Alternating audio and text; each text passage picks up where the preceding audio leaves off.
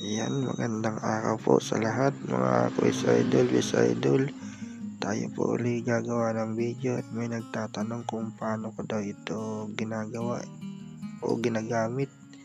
Itong DIY nating ginawa ay yan po ay aalamin natin dito sa ating video.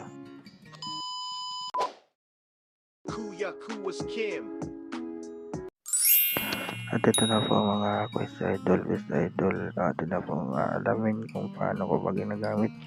Una sa lahat, binuhay ko muna ang wifi dahil ito hindi pa pala buhay. Yan, connect natin sa ating kapitbahay. Mahina po ang signal dito sa amin, maingay lahat, may bisnet. Yan. Oops. May 37 minutes pa. Pwede pa yan.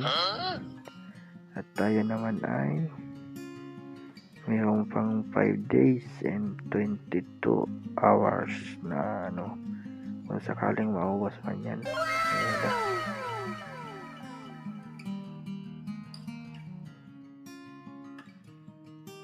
Yan, connected na. Back tayo.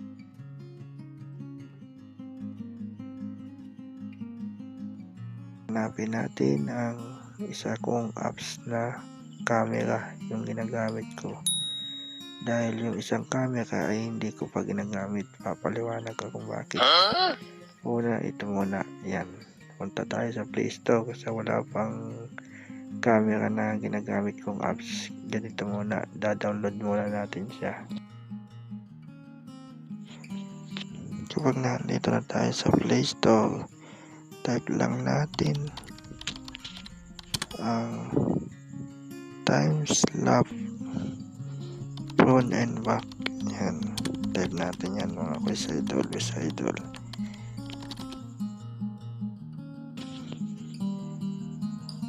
Marami diyang lalabas. Yan, loading siya. Yan. Marami kanyang pagpipilian.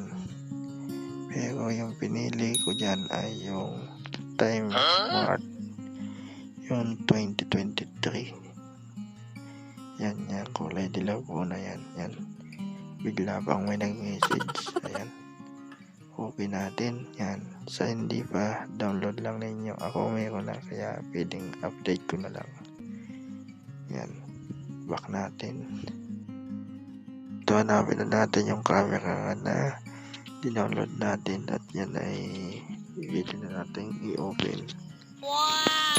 At yan, pag nabuksan na natin, yan na lalabas sa ating time-warp camera. Yan. Open natin ang ating yung camera. Yan ang ating phone. At pag pinindot pa natin yun sa screen ay pupunta naman yan sa back. Yan o, yan ang ating camera ngayon.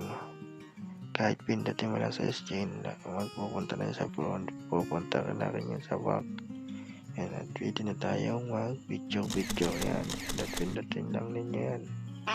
Okay na yan, goods na yan. At punta naman tayo sa video. Yan, ito ang isa sa kinagusto ko sa video. Start na ng video. Yan. Habang nagbe-video siya, yan, pwede yan mag-phone. Yan.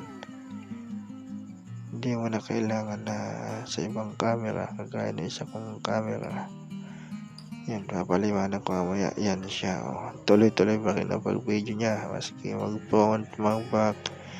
Yan ang kagandahan niyang camera na yan. Kaya yan yung ginagamit ko madalas. Yan, back muna natin at mapakita ko naman sa inyo.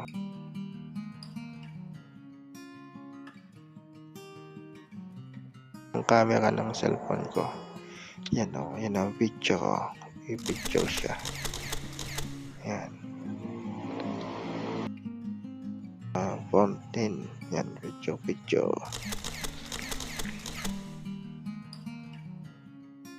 Lagay natin sa video. Pinindot natin sa video. Yan, video siya. Kaso, hindi natin yan maibabak. Hanggang front lang yan, hanggang sa yan, mag-save yan. magsisave muna siya. Kasi back naman natin.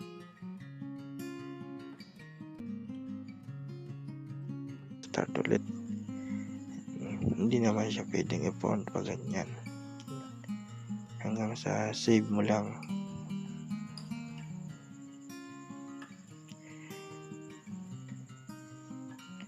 Tapos ito pa yung isa sa wala doon sa isa kong camera ginagamit. Yung habang nag-video ka, pwede ka naman mag-video. Yan, pindutin mo lang yun yung naandun. Yan, pwede mo nang i-save. Yan, papakita ko din sa inyo yung iba namang apps na camera kung paano naman sila gamitin. Yan, back ulit natin mga Kois Idol, Best Idol. Tapos punta tayo sa Play Store. Yan, search natin. Type natin dyan ang video recording front and back.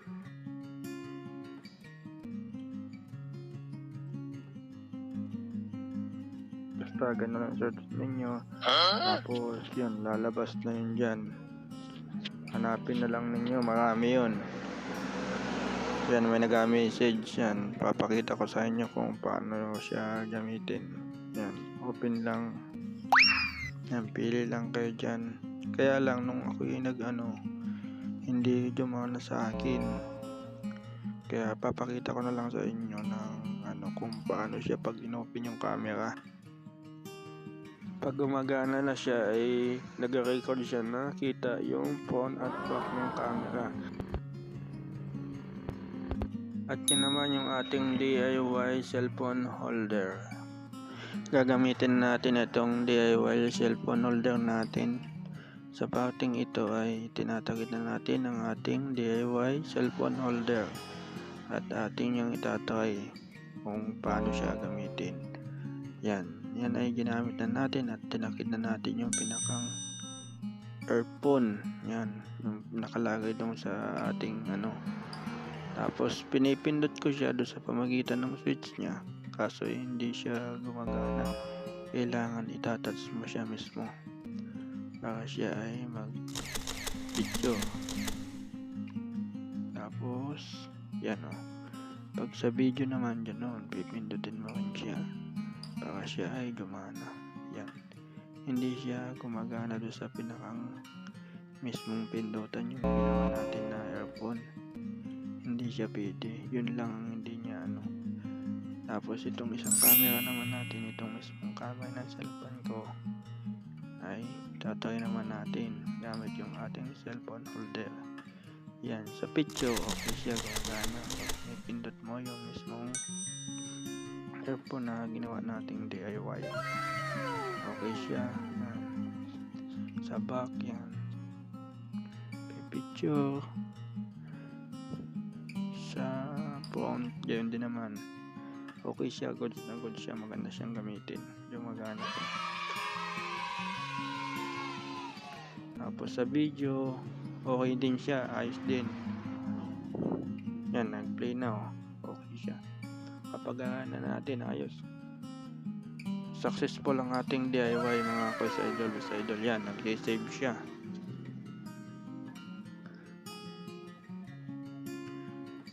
Yun, ang problema nga lang hindi natin na po phone and back. Kailangan magsisave muna tayo. Pag sa phone, save muna natin. Tapos sa back naman, ayan, ganun.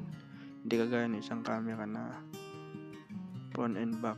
Yan, tuloy-tuloy ang pag-record ng video niya.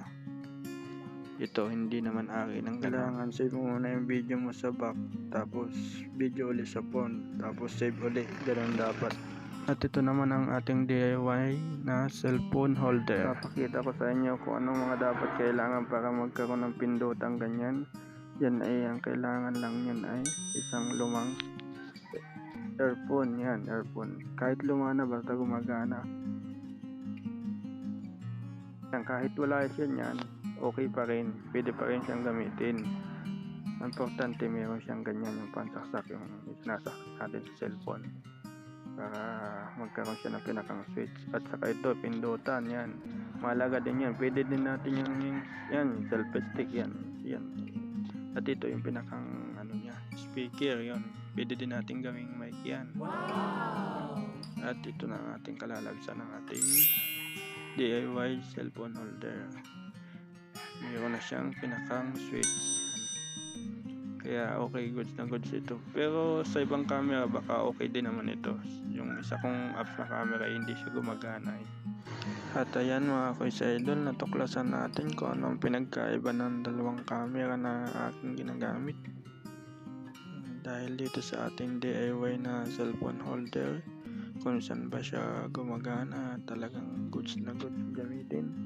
Kaya napakita ko naman sa inyo kung paano. Kaya comment down na lang kayo kung may maganda pa kayong alam na camera apps, at yan ay itatry din natin dito sa ating cellphone holder. Salamat po. Thank you for watching. Follow and subscribe.